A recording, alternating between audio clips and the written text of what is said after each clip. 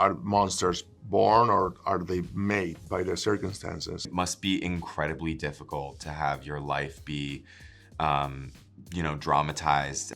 Because, they blew their parents' faces off. Our life was one thing. And we decided we weren't gonna take that anymore. Unbelievable. Starting right now. We're gonna demand more out of life. I guess to start, going into this, what were both of your understandings around the idea of monsters within this series? And how did that kind of inform your performances as Jose and Kitty?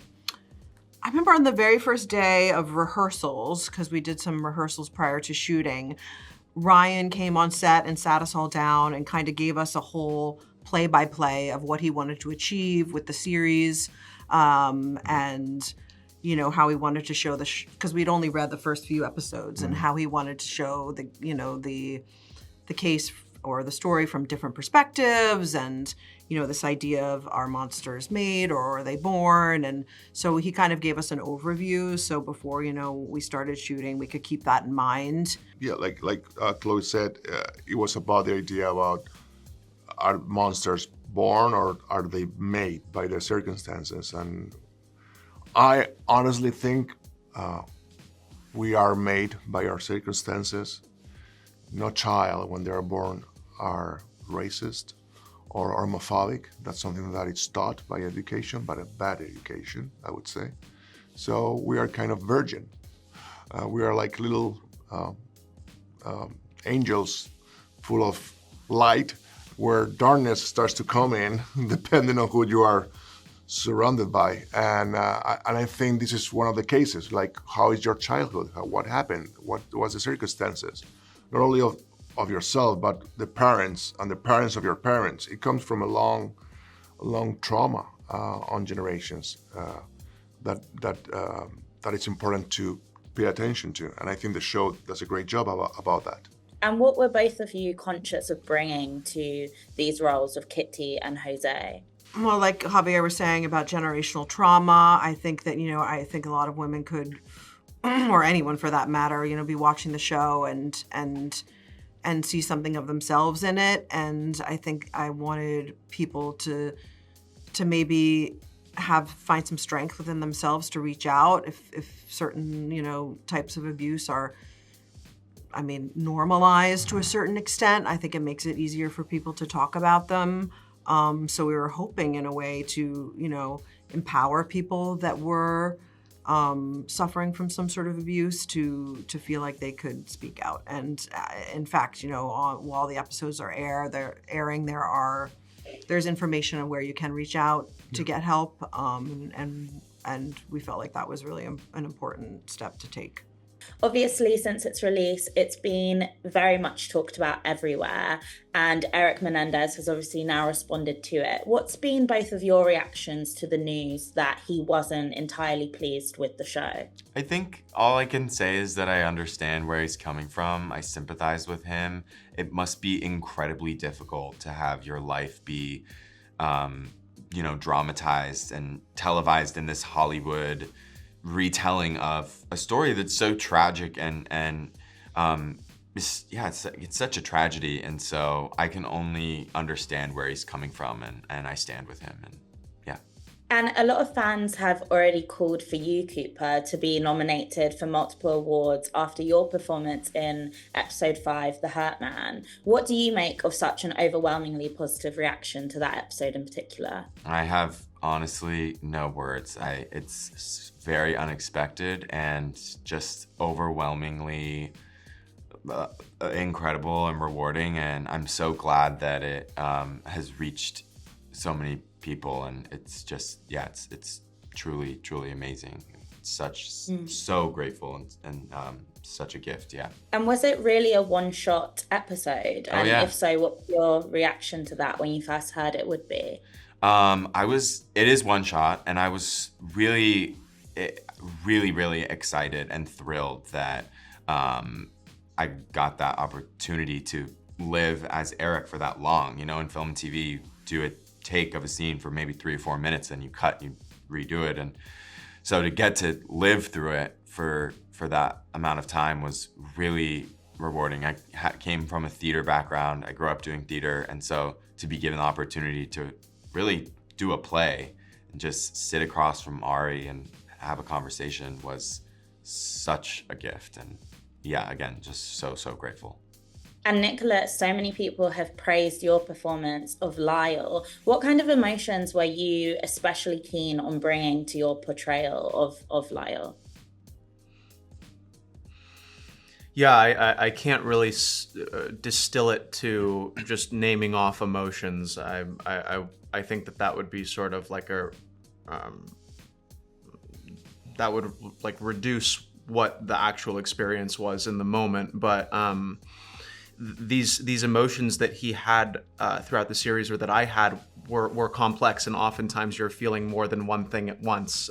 Sometimes these can be very, very contradictory. For instance, like when you're spending money, you might feel a surge of adrenaline buying a Rolex, compounded with guilt, compounded with anger, compounded with, you know what I mean? Like there's usually not one emotion being felt at any given time. It's usually several. And yeah. And how did you feel about the way that the brothers' relationship was portrayed throughout the series? One of the first acting coaches that I ever had, his biggest note to all of his students was to look for the love. And there's a lot going on in this series, but more than anything else, I really tried to look for the love between the brothers, which is clear. You know what I mean? This is the only other person who knows what you've been through. And so they have a very, very, very special kind of relationship. Well, I suppose it was suggested not just by Dominic, but in the way it's shown in the series, it's at a dinner party and he's theorizing about different things that might have happened, and let's just really make it clear that this is a dramatization. It's not a documentary. Not everything should be taken literally. Dominic Dunn is expounding his theories at a dinner party and says, perhaps this is what might have been happening. And it had nothing to do with Jose.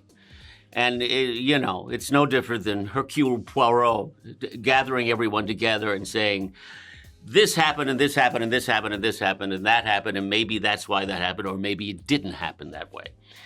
That's all it is. It's a writer theorizing at a dinner party. And I don't think people should take it all that literally, that the show itself is suggesting that was the nature of their relationship. And certainly, there's many different points of view about them, and from their point of view, and from Leslie Abramson's point of view, and some of it is very sympathetic, and some of it is less sympathetic. Because they blew their parents' faces off. So there is that to remember as well. Whether it gives the audience many different ideas about what might have happened, and then allows them to make the decision what they think happened. Then obviously, that this has become sensationalized because everyone has been talking about this, but that's not what the series is about. And how did you both prepare to play these real life characters? Did you have any contact with any of Dominic or Leslie's families at all? I had a conversation with Griffin Dunn, and who was really lovely, and he had just written this memoir called The Friday Afternoon Club, which I was able to get an advance copy of, and that was extremely helpful to me. And we had talked about Dominic, and I said to him at one point, how would you like to see him portrayed? And he said, I just would like people to know what a passionate advocate for victims he had become, and how it was all, how his whole life had changed after the murder of his daughter, and then when he started writing for Vanity Fair. And then the rest was just watching a lot of YouTube videos of him being interviewed and trying to capture his cadence and tone and things like that. But it was all there in the writing. I thought the writing was spectacular. Yes, I didn't have any contact with Leslie or her family. I mean, as Nathan said, the writing was so good and it was all there. And I also felt like talking to her at this point about a moment that had existed 35 years ago that was such a painful one for her. Because I think it was truly a painful disappointment, to say the least, and loss. And that to revisit that with her now for then and needing to live in that time for me wouldn't necessarily be helpful.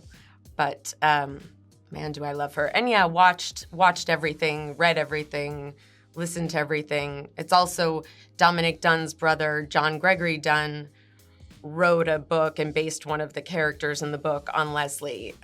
John Dunn and Joan Didion were two of Leslie's very close friends, which I think is such a small world. So it was also interesting to see a writer's take on her and every interview and everything. And I guess the series ends on quite an interesting final scene of Jose and Kitty having a conversation on the boat. What did you both take from that scene?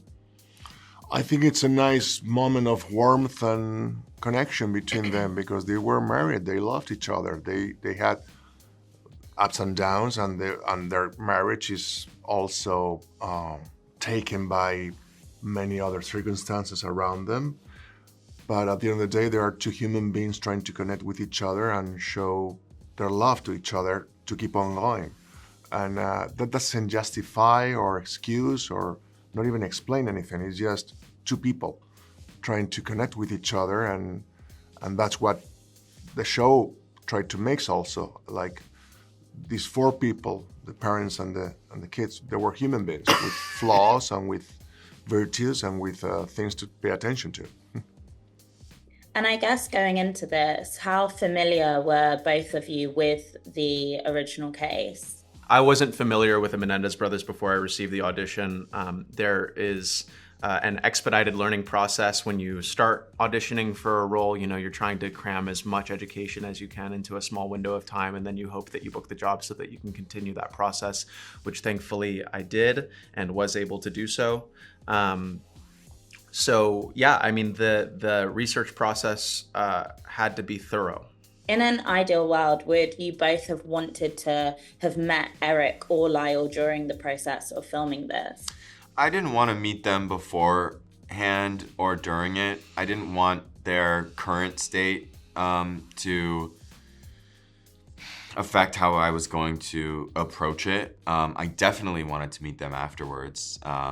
But yeah, I had enough. I had the entire testimony, all of these books, you know, and so that was really enough for me to be able to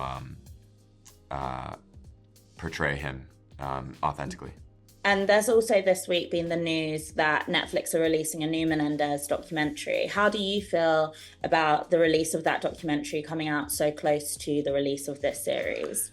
So thrilled about it. Cannot wait to watch it. And I think it's so amazing that the case is getting so much coverage and that it's being talked about again, and that child sexual abuse is being brought to light. And, you know, it's something that really didn't get to be talked about back then. People didn't believe that that was something that happened, and things have changed now. And so, you know, I'm hoping for the best in the future, that things like that will stop happening, and that the social justice system will change as well.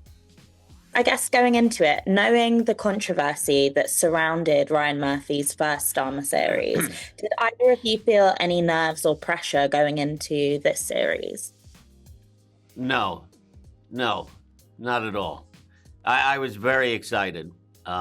The writing, he sent me the first 4 episodes, and I thought it was so well written, and I knew it would be a first-class production, and he certainly attracted a lot of wonderful actors, like Ari Gaynor, sitting right next to me, and Javier and Chloe, and he's given this huge opportunity to these 2 extraordinary young actors, Nick Chavez and Cooper Koch. So. No, I was very excited to dive in. Yes, same for me. I mean, the only fear I had was just about stepping into the shoes of Leslie Abramson, where I had the self-doubt actors have of going like, oh God, now I have to actually do this, and I hope I can do her justice. But the writing that I saw, just even from the sides for the audition, was so deep and thoughtful in a way that I never would have thought that would be how you would introduce Leslie at an adoption agency, talking about the nurture that kids need and what happens when they don't get that. And I immediately felt like this was going to be something special. And Ari, your portrayal of Leslie and her closeness to Erik especially has been widely praised in the series. What did you want to ensure audiences were seeing of that relationship, and what emotions did you want to bring to those court scenes? She cared deeply for Erik and Lyle, but the relationship between her and Erik really became like mother and child. And it was so important to me that deep care that she felt, like true loving care about him, was a part of that. And Cooper is obviously an extraordinary actor and just the biggest love you've ever met in your life. And he was the first person I spoke to the second this got worked out. And we just became very close in real life. And I think it was one of those things, we both were taking this work and these 2 people and who they were and their lives very seriously, and found such love between the 2 of us. And we would sit on my porch, before and after work almost every day, talking about it and talking about everything in life. And so I think it was this beautiful exchange where the love that we have for each other in real life and the love for Leslie and Erik and their love, it all sort of got to come together in the work, which I feel so grateful for.